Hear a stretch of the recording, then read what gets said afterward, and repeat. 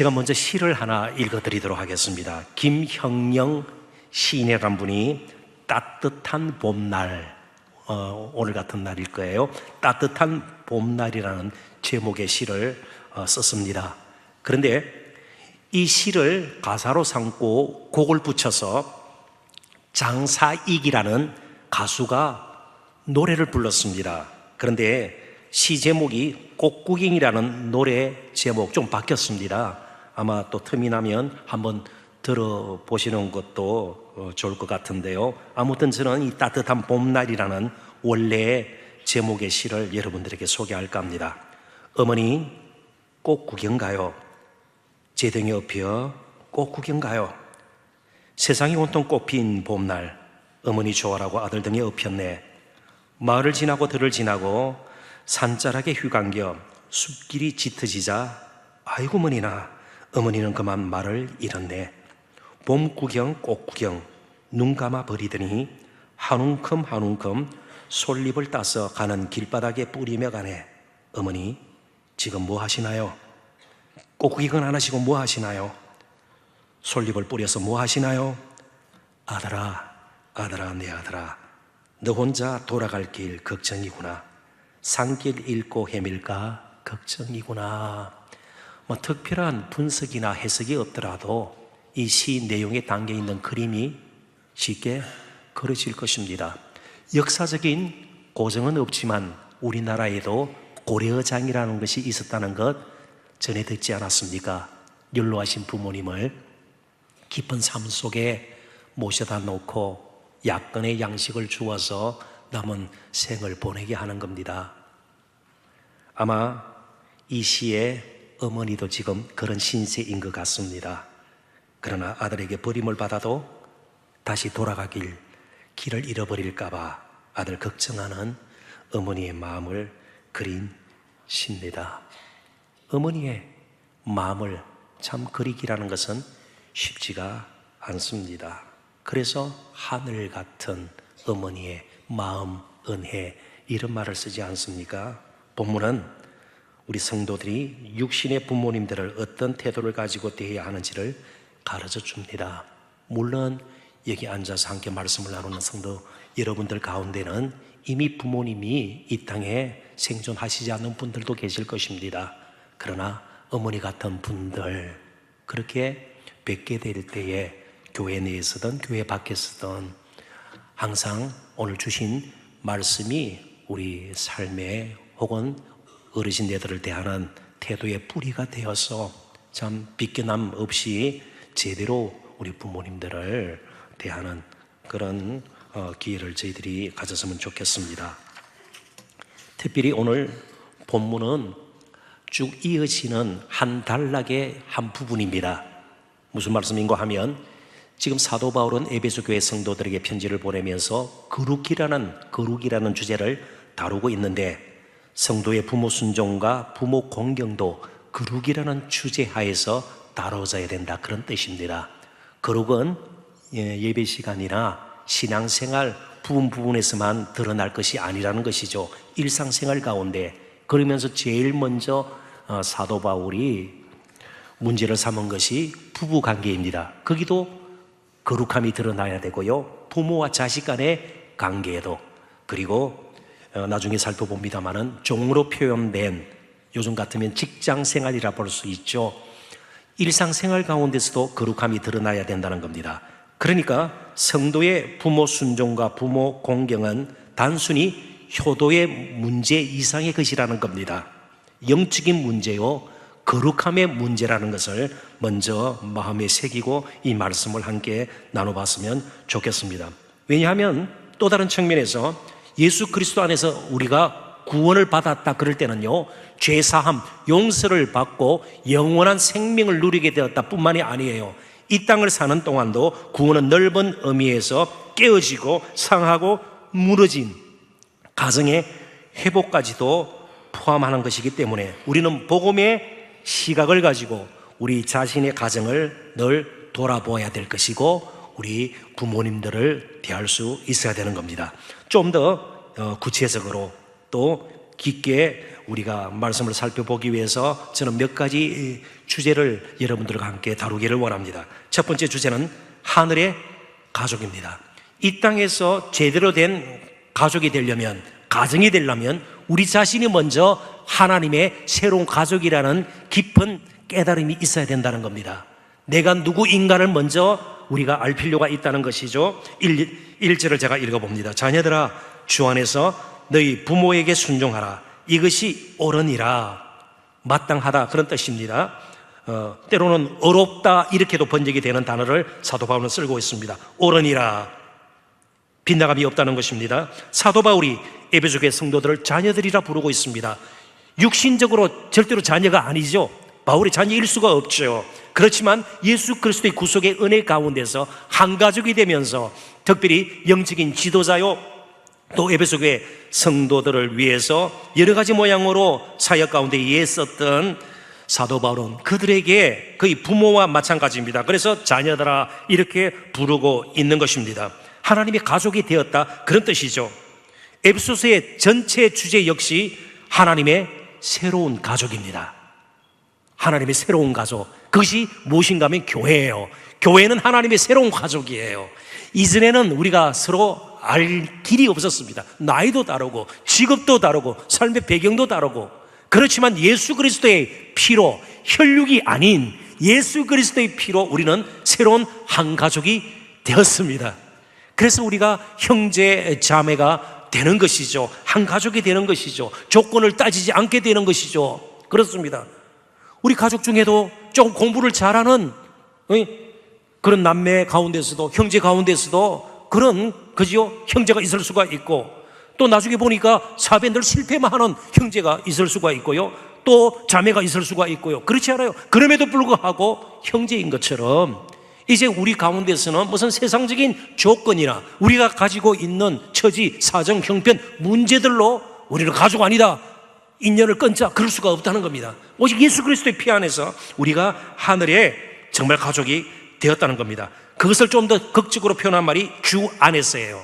주 안에서, 자녀들아 주 안에서 너희 부모에게 순종하라.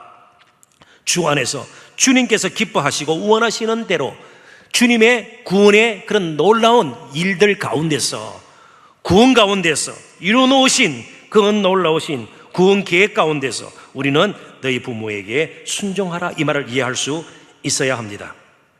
먼저 우리가 하나님의 새로운 가족 되었음을 잊지 말아야 합니다. 그래서 저는 성경 세 구절을 여러분들하고 잠시 묵상하기를 원해요. 첫 번째 말씀이 창세기 1장 27절입니다. 한번 화면을 보시죠. 하나님이 자기 형상, 곧 하나님의 형상대로 사람을 창조하시되 남자와 여자를 창조하시고, 하나님께서 그냥 인간을 지으셨다 그러지 않고 하나님의 형상대로, 크게 두 가지의 의미가 있습니다.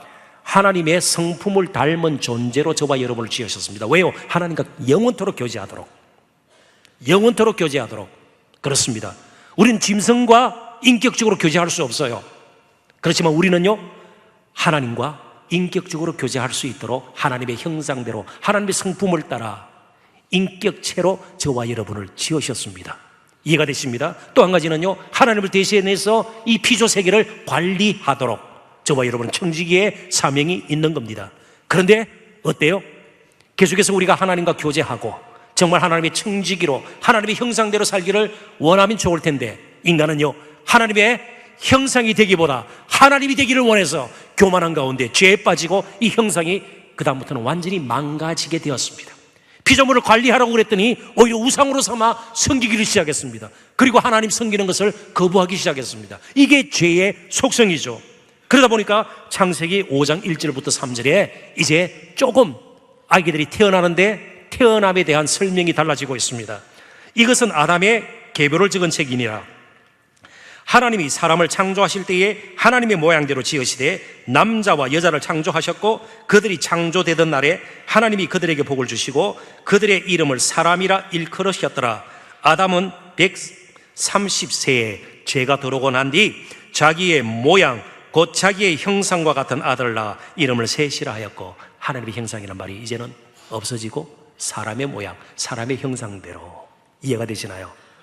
하나님의 형상은 망가지고 말았습니다. 그러니까 하나님의 형상이라는 말은 굉장히 관계적인 의미를 지니고 있어요. 그러니까 관계가 다 깨어져 버린 겁니다. 하나님과의 관계가 깨어지고요, 부부 사이의 관계가, 부모와 자식 간의 관계가, 사회에서 오늘 우리 집사님도 기도하셨습니다마는 엉망이 되는 거죠. 막 갈등이 생기는 거죠. 찢어짐이 생기고요, 망가짐이 생기고요, 금이 가고 그런 것입니다. 그래서 모이면 싸우고 다투고 서로를 내세우면서 이게 하나님의 형상이 파괴되었기 때문에 그렇습니다. 관계가 엉망이 된 겁니다. 그래서 예수 그리스도께서 오셔서 다시금 하나님의 형상을 회복시켜 주신 것이에요. 로마서 8장 29절입니다. 우리 힘차게 같이 한번 읽어보도록 하십시다. 다 같이 읽습니다.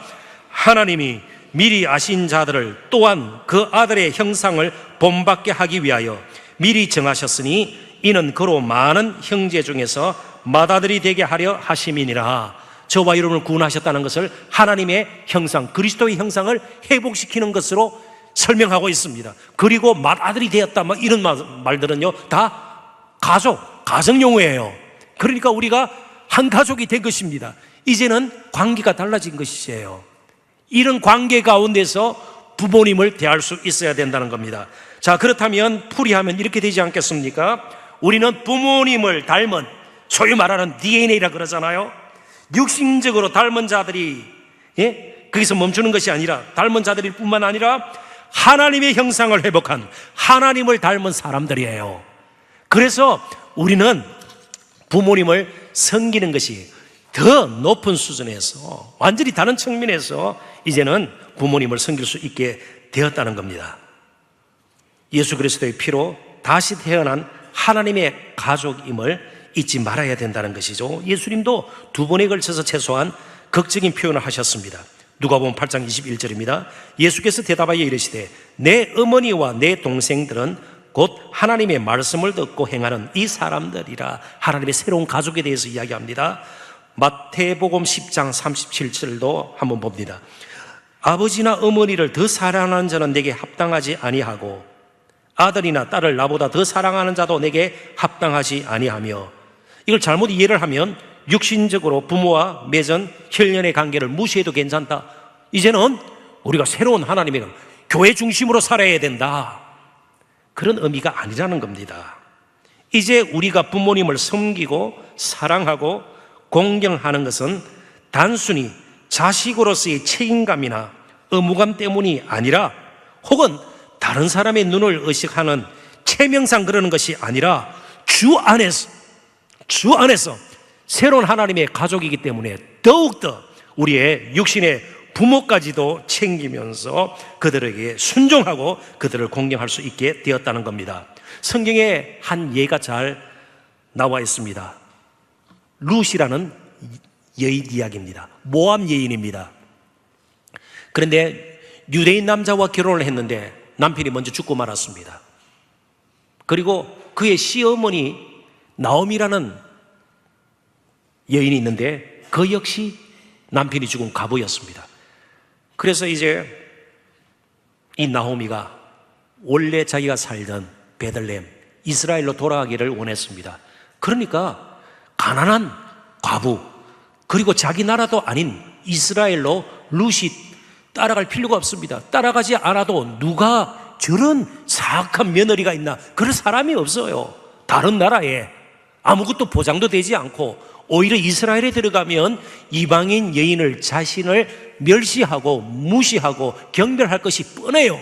그럼에도 불구하고 이 가난한 과부, 나올 것도 없는, 아무것도 보장이 되지 않은 그 길을 왜 따라 나섰을까요?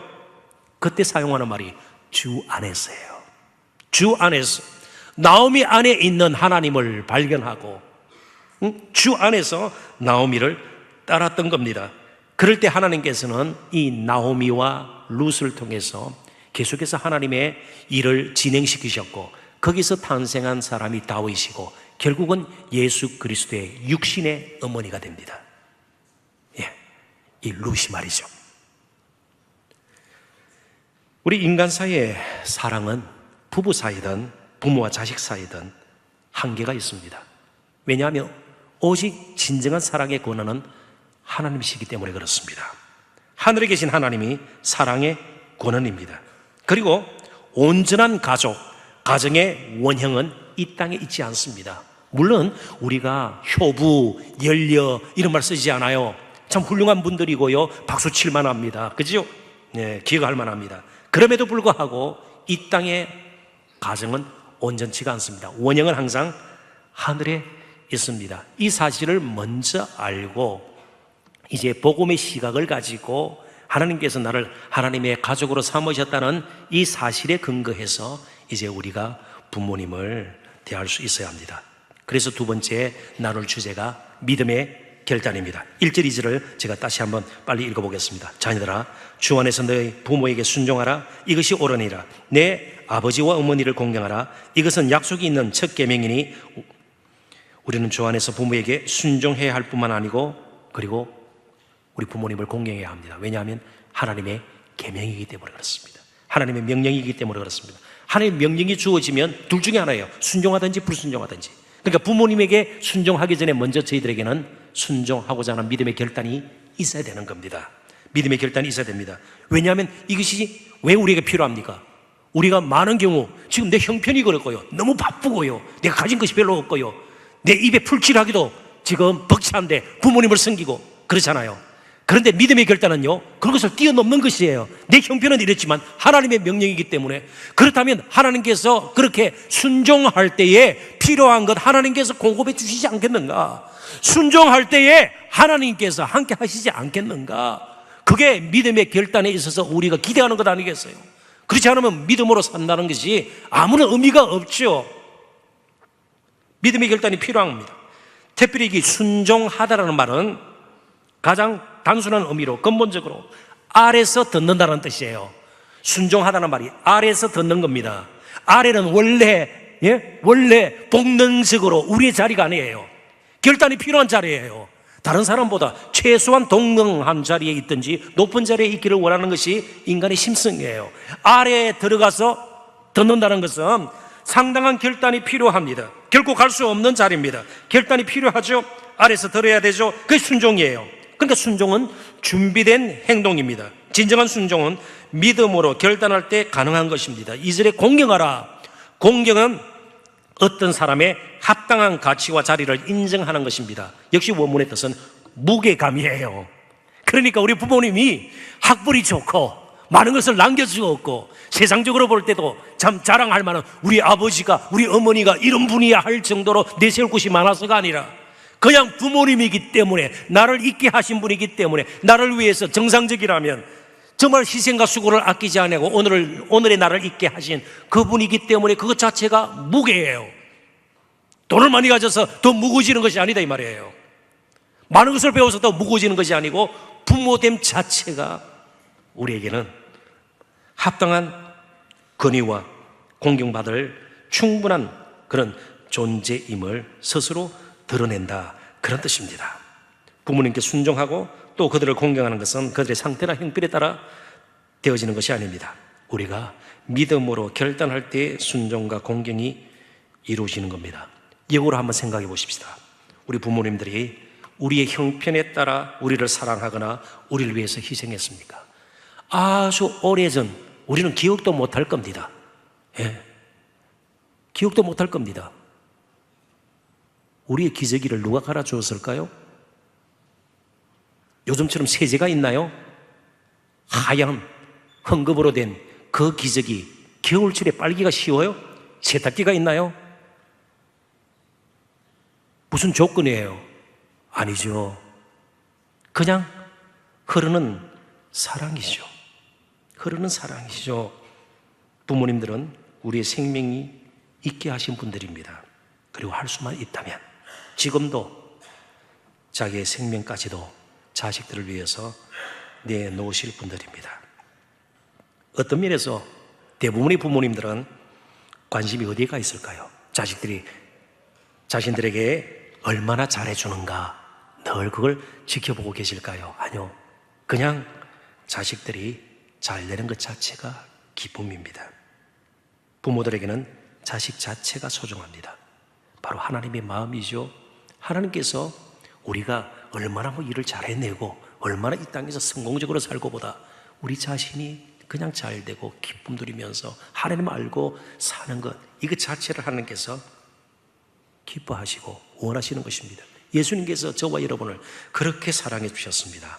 이쯤에서 조금 또 다른 측면에서 우리 부모님의 사랑을 한번 생각해 보도록 하십시다. 지난 8일 한 통신사, 아예 이름을 밝히죠. SK텔레콤에서 한 5만 6천 명 정도의 어버이들에게 질문을 던지고 답을 구해서 그 결과를 내놓았는데요.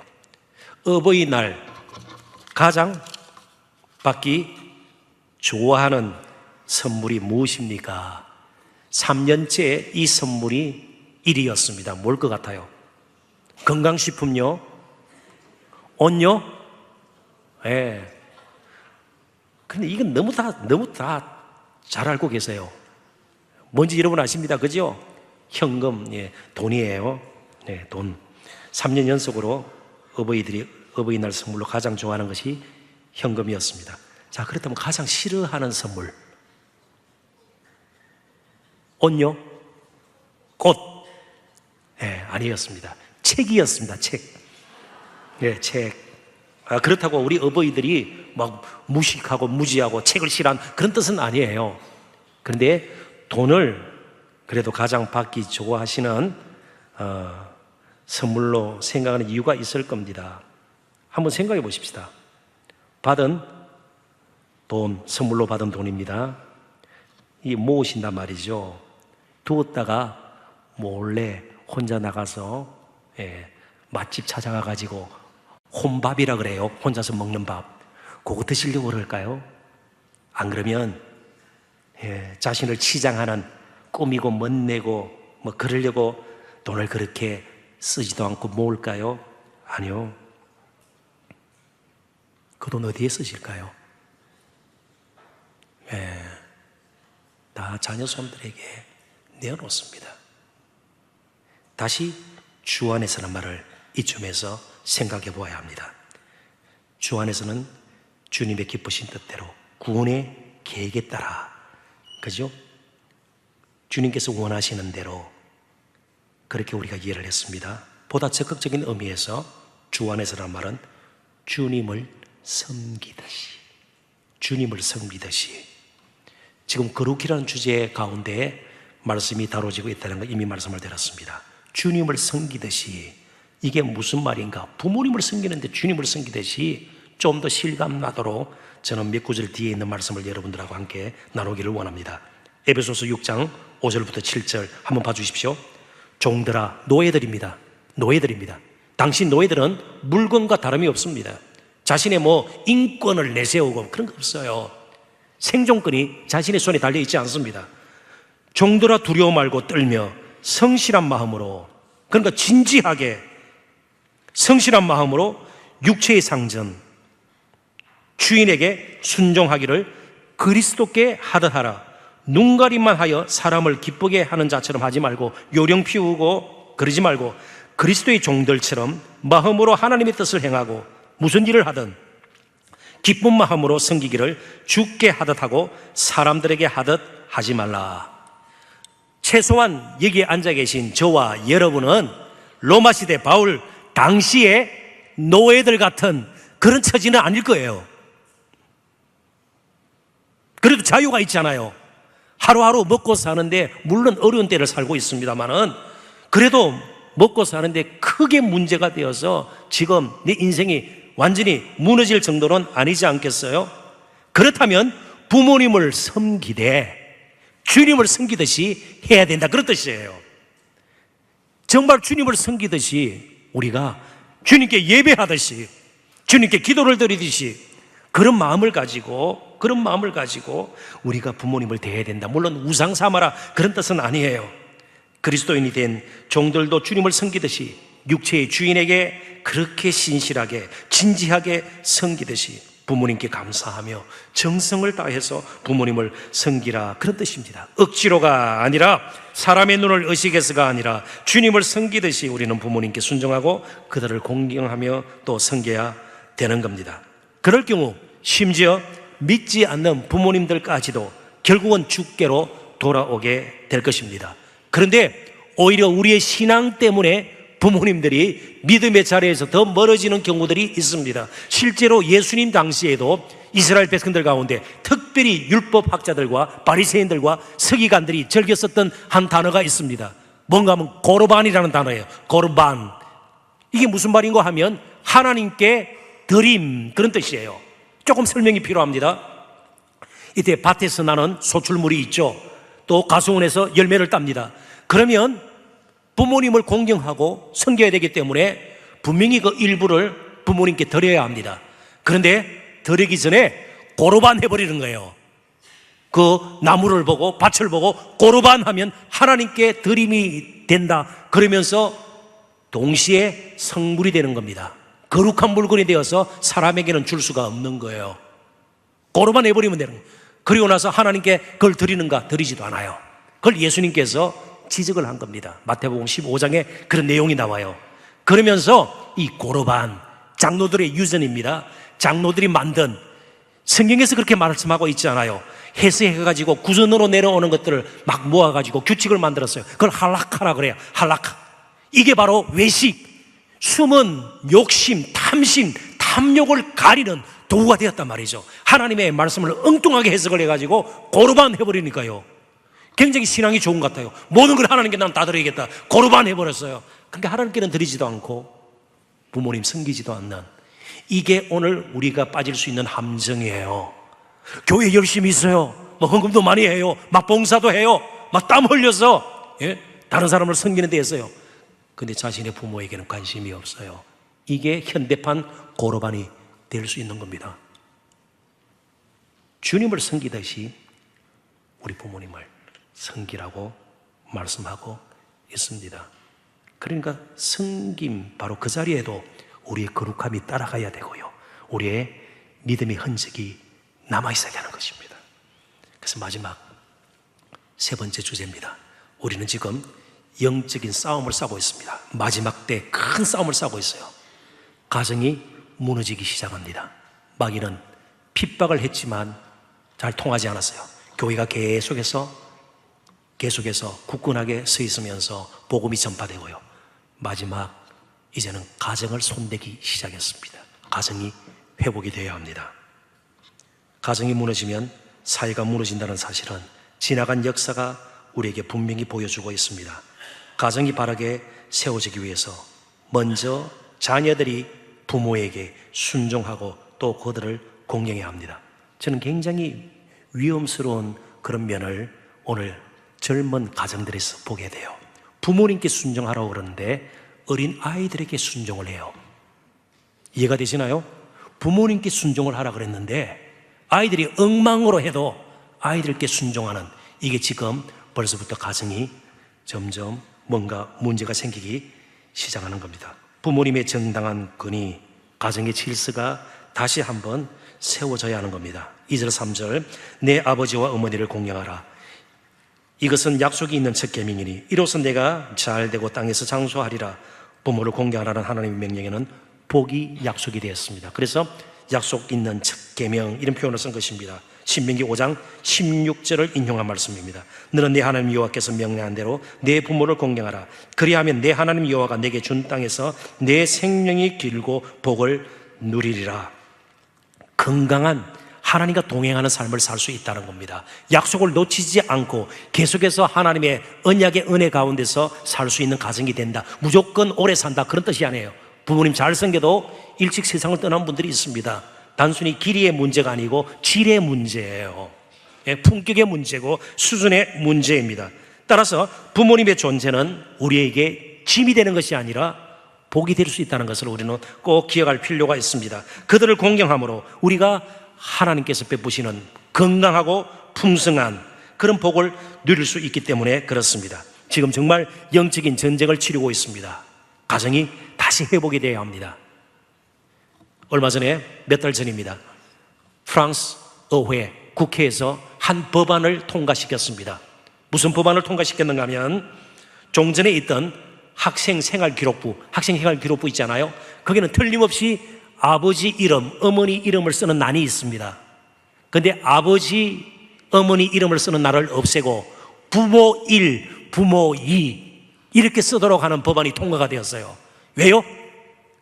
아버지도 남자, 어머니도 남자일 수 있기 때문에, 아버지도 여자, 어머니도 여자일 수 있기 때문에.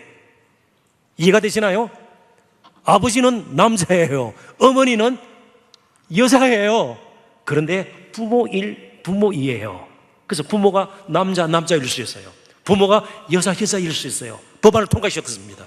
그래서 아버지, 어머니 난이 없어지고 마는 겁니다. 동시에 사회가 점점 저는 무너지고 있다고 봐요. 가정이 무너지고요. 교회가 이미 많은 경우 무너진 유럽 교회 형편이 아니겠습니까? 내가 잘 되고 땅에서 장수하리라. 사랑하는 부모님 여러분, 정말 우리가 제대로 섬기기를 원해요. 정말 우리가 공경하고 순종하기를 원해요. 역으로 순종하지 않고 공경하지 않던 자녀를 그대 두는 것은 그들을 망치는 길입니다. 마땅히 순종을 받으셔야 합니다. 공경을 받으셔야 합니다. 그래서 제가 언젠가도 말씀드렸죠. 너무 자식에게 물려주려고 애쓰지 마십시오. 너무 내가 가진 것 그러지 마시고, 어렵고 힘든 이웃, 오늘도 어떤 가정에서 그렇게 특별 장학금을 그렇게 내놓으셨어요. 좀 사회에 환원하고 그렇게 사시는 것이 더 좋습니다. 그게 진정한 또 부모의 도리가 아닌가 생각이 됩니다. 그런 마음이 있지만 우리 형편이 뒤따르지 못해요. 우리도 감정을 가지고 있는 인격체입니다. 때로 힘들죠. 여러 가지 어려운 점들이 많습니다. 그래서 이 시간 저는 결론적으로 이렇게 여러분들에게 한 분을 소개하면서 말씀을 맺을까 합니다. 병든 베드로의 장모님을 고치면서 그 가정에 우환을 없애주셨던 주님,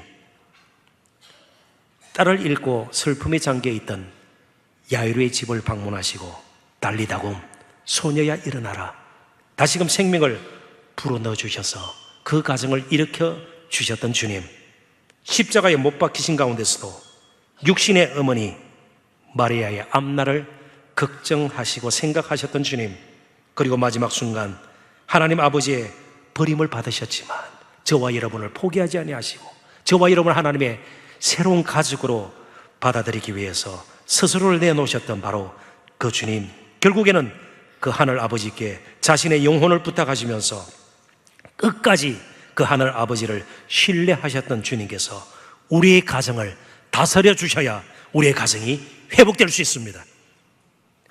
죄인의 집에 들어간다는 핀잔과 무시를 당하시면서 가장 당시 알려진 사람 가운데서는 가장 비난의 대상이 되었던 세리장 삭개오의 집에 들어가셔서 그의 가정을 회복시켜 주셨던 주님께서 우리의 가정에 오셔서 우리의 가정을 새롭게 변화시킬 때 우리의 가정이 회복이 될 것입니다. 우리 아이들이 다시 주 안에서 꿈을 꾸게 될 것이고 비전을 가지게 될 것입니다. 부부관계가 새로워질 것이고 부모와 자식 간의 관계도 다시 한번 끈끈한 믿음의 끈으로 다시 한번 일어설 수 있을 겁니다. 주 안에서 부모의 근위가 회복되기를 원합니다. 자식들을 위한 가장 큰 사랑의 표현 중 하나는 그러므로 자녀들로 하여금 순종케 하고 공경을 받는 길이고, 이 땅에서 가장 성공적인 인생을 살기를 원한다면 바로 이 시간 이 자리에서부터 우리 부모님을 공경하고 사랑하고 그들에게 순종하는 것임을 꼭 잊지 아니하시는 저와 여러분 되시기를 주님의 이름으로 축원합니다. 기도하겠습니다. 하나님